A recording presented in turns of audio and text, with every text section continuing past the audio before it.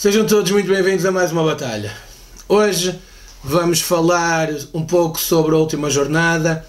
Vamos recuperar um tema que parece estar a cair no esquecimento, que tem a ver com o grupo de adeptos do Benfica que se deslocou ao Dragão fora da caixa de segurança. E vamos terminar a fazer alguns sublinhados sobre as últimas revelações de Francisco J. Marques no último Universo Porto da Bancada. A última jornada ficou marcada pelo regresso às vitórias da nossa equipa. 5-0 em casa de Vitória de Setúbal após 2 jogos em que empatamos, os quais ficaram marcados pela fraude que este campeonato ameaça ser. Obviamente que os arautos da desgraça já estavam a falar de uma mini-crise do Futebol Clube do Porto, esquecendo-se, naturalmente, que quer na Vila das Aves, quer em casa frente ao Benfica, a fraude, a tal que está a ameaçar marcar este campeonato, foi a nota dominante de ambos os jogos, pois caso contrário, o Futebol Clube do Porto teria alcançado 2 vitórias e estaria confortavelmente no primeiro lugar. A crítica preferiu dar ênfase a outro tipo de situação, que não o hat-trick de Aboubakar, que não o regresso aos golos de Marega, que alguma diversidade em termos de opções de Sérgio Conceição que não tem sido devidamente valorizada, mas ao invés disso foram inventar situações baseadas nas contas de Twitter dos nossos amigos e também nos desvarios mentais do Dr. Duarte Gomes. Mas antes de lá chegarmos, falar do jogo que marcou esta jornada. E o jogo que marcou esta jornada não foram os 5-0 do Futebol Clube do Porto. O jogo que marcou esta jornada foi, obviamente, a arbitragem, ou o jogo Benfica-Estoril, marcado pela arbitragem de João Pinheiro. João Pinheiro, que é bom recordar, no ano passado apitou quase 1/4 dos jogos do Benfica, fora de casa. João Pinheiro, ano passado, em 17 deslocações do Benfica, apitou 4, 23,5% desses jogos. Se calhar não foi só coincidência. E precisamente por isso é que se calhar não foi só coincidência o Luís Filipe Vieira ter pedido na sua última entrevista que, entre outros, João Pinheiro voltasse a apitar os jogos do Benfica.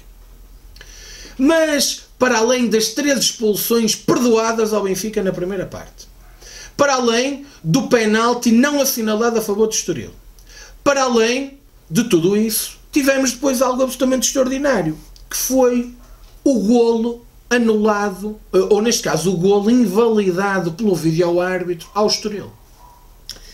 E eu digo que foi o lance fantástico, porquê?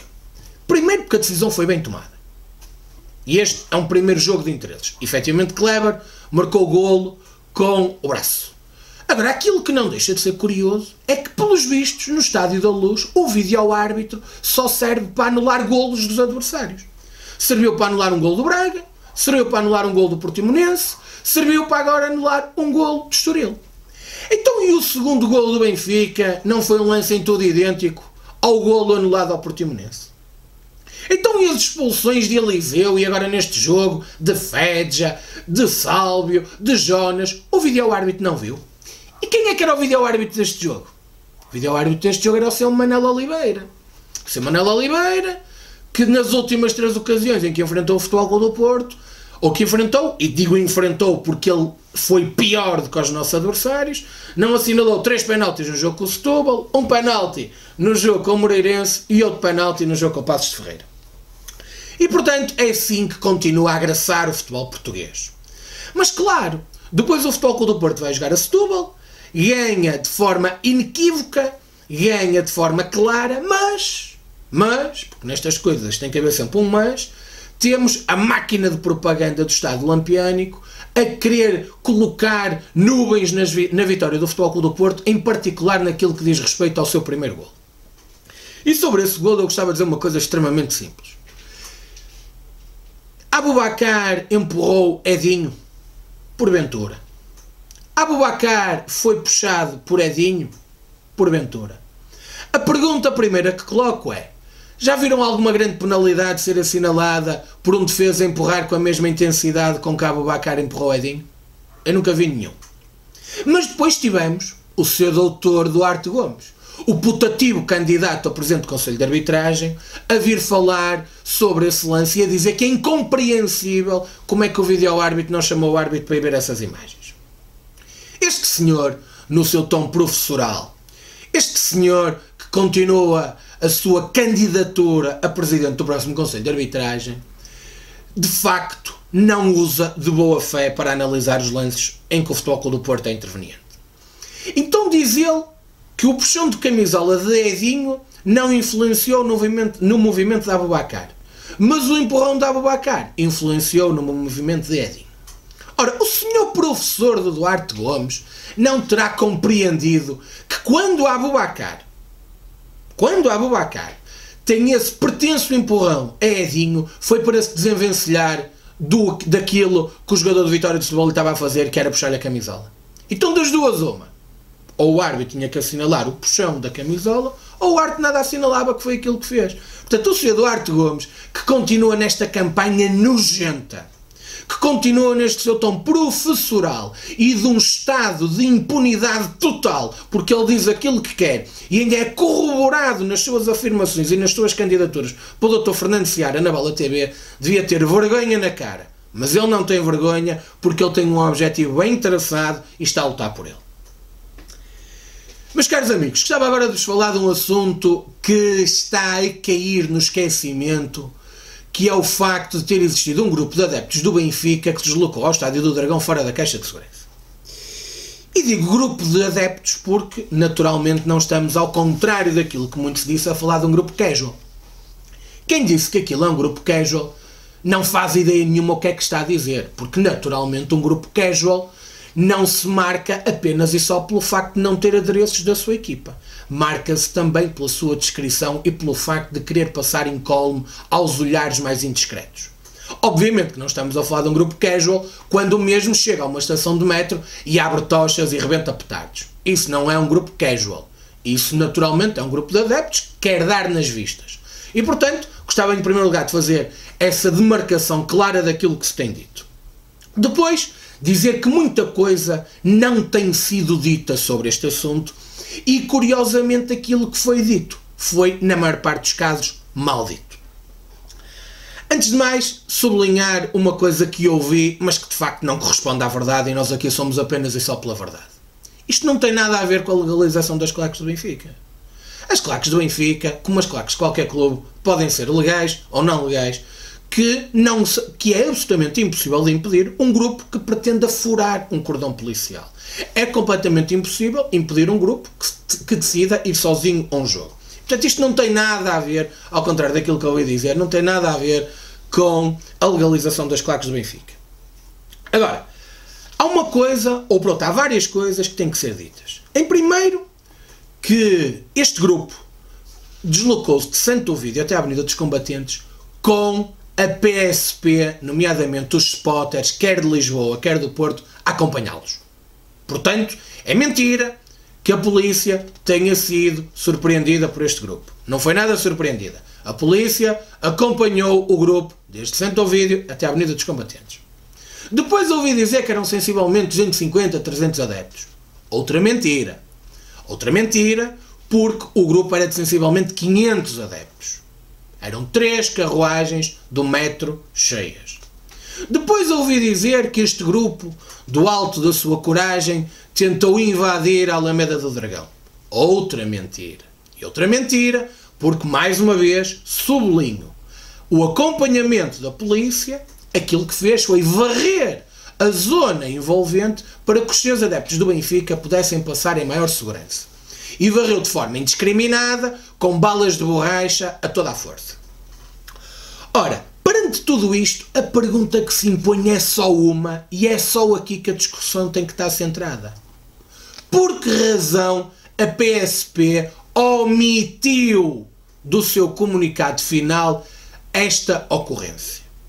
Por que razão a PSP continua a não prestar esclarecimentos para ter omitido aquilo que aconteceu? Por que razão o faz? É que depois tivemos o Jornal do Jogo a citar uma fonte, uma alegada fonte da PSP, a dizer que nada tinha sido dito porque não tinham existido feridos. Mentira! Existiram feridos e vários. quer do lado dos adeptos do Futebol Clube do Porto, quer também do lado das forças de segurança. E, portanto, aquilo que nós temos todos que perguntar é porque é que a PSP calou isto, porque é que a PSP não falou e porque é que a PSP continua sem falar. E deixo agora também outra pergunta. A PSP, quantos elementos identificou desse grupo que furou o cordão policial? Identificou algum? Pois, se calhar não identificou nenhum. E depois é por causa disso que o IPDJ não levanta autos. Porque o IPDJ só faz processos a adeptos do futebol com autos da PSP. E a PSP continua perante o Benfica a ter este estado de impunidade. A PSP que os acompanhou o tempo todo. E, portanto, o Futebol Clube do Porto tem que questionar as autoridades deste país porque é que omitem, porque é que escondem, porque é que não falam disto. Este é mais um dos braços, é mais um dos tentáculos do polvo. São as forças da autoridade que têm comportamentos diferentes em relação aos adeptos do Benfica e em relação aos adeptos de outros clubes. Foi mais um mau serviço que foi prestado ao país.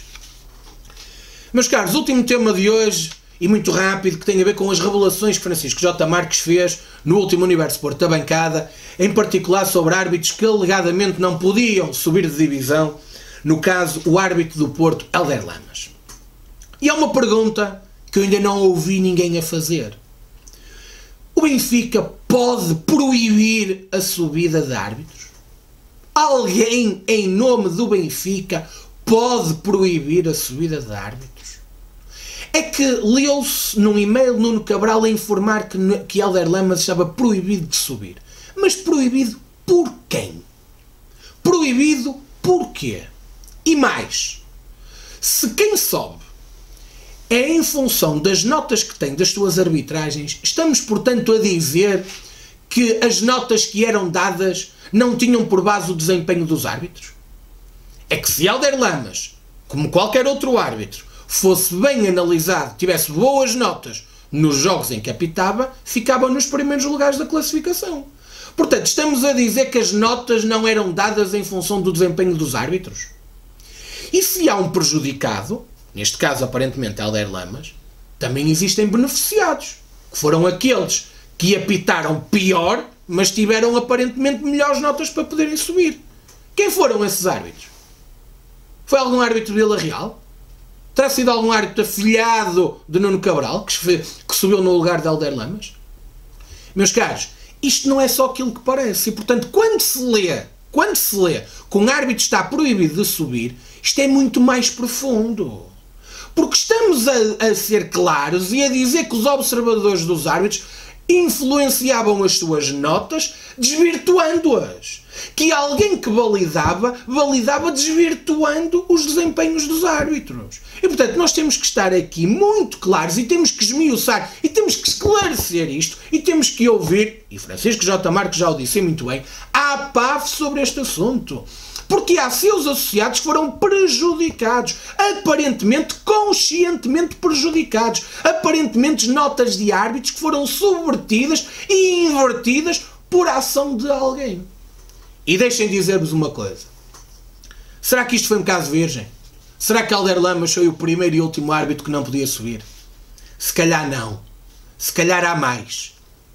E há uma coisa que eu vos vou dizer. Se houver mais, nós vamos trazer aqui os nomes. Meus caros, é desta forma que terminamos mais uma batalha. Mais uma batalha onde continuamos a pôr a nu o polvo encarnado e uma batalha que não vai parar. Quero-vos dizer que estamos a ser atacados diariamente. Os nossos vídeos têm sido retirados do Batalha.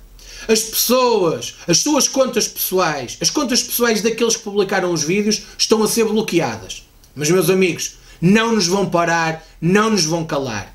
Querem nos calar, querem nos impedir de continuar a falar verdade sobre o futebol português, mas não vão conseguir. Nós vamos continuar a batalhar pela verdade, porque temos a certeza absoluta de uma coisa. Quando a verdade reinar, as vitórias do Futebol Clube do Porto vão regressar.